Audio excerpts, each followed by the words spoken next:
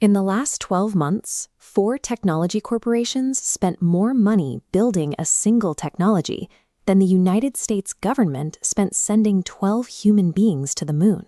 In just 1 calendar year, AI capital expenditure reached $295 billion. Zoom out, and the most ambitious government-funded projects in history look small.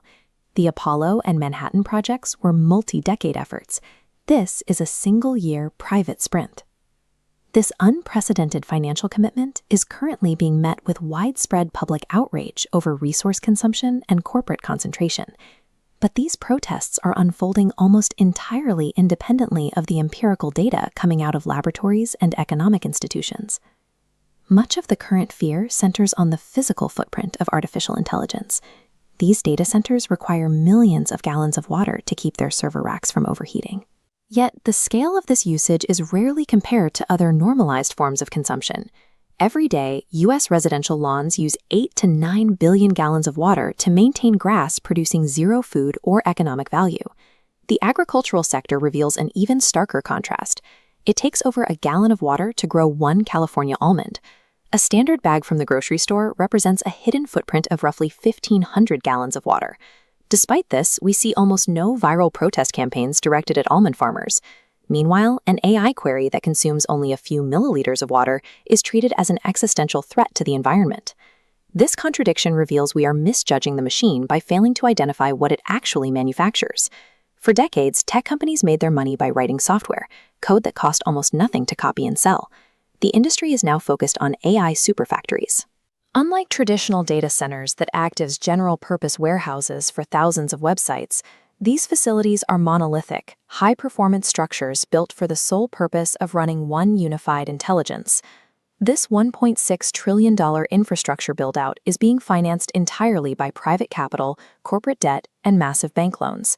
Institutions like the International Monetary Fund and Goldman Sachs are tracking this investment because they anticipate it will act as a primary driver of global productivity growth. We can already see the industrial output of these machines in biology. For 70 years, drug discovery was a 15-year process of trial and error, physically testing thousands of molecules to see which ones would fit a specific cellular target. This visualization shows the breakthrough.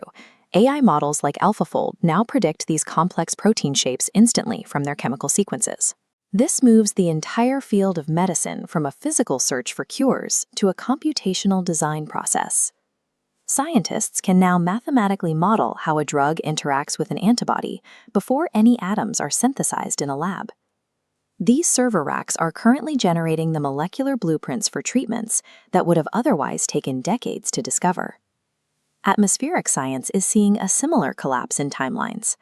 Legacy weather forecasting requires massive supercomputers to spend hours solving physics equations for over 1 million grid points across the globe. Here is the performance gap.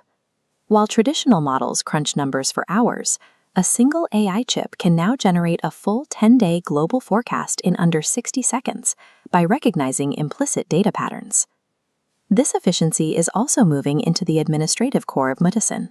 Physicians currently spend half their workdays on paperwork, a $168 billion annual drain on the system that the medical community calls pajama time. AI scribes are actively automating these clinical notes and billing codes, returning hours of diagnostic time to doctors. From hurricane tracking to patient care, the machine's primary function is to remove the friction that has historically slowed human progress. The ultimate barrier to this progress is not a lack of compute power or money, but a physical infrastructure wall. This chart compares the speed of technology with the speed of bureaucracy. An AI data center takes 2 to 3 years to build, but it can take up to a decade to connect that building to the national power grid. Our regulatory frameworks and energy laws were designed for an era of slow growth, and they are now actively strangling the systems built to accelerate scientific discovery. While public attention focuses on the water used by these facilities, the output of that usage is currently predicting cancers with 94% accuracy and outperforming 50-year standards in meteorology. PricewaterhouseCoopers projects that these advancements will add over $15 trillion to the global economy by 2030, representing one of the largest expansions of shared prosperity in history. We have built a machine capable of solving our most complex problems. Now we must decide if we can update our own laws and infrastructure with the wisdom required to harness it.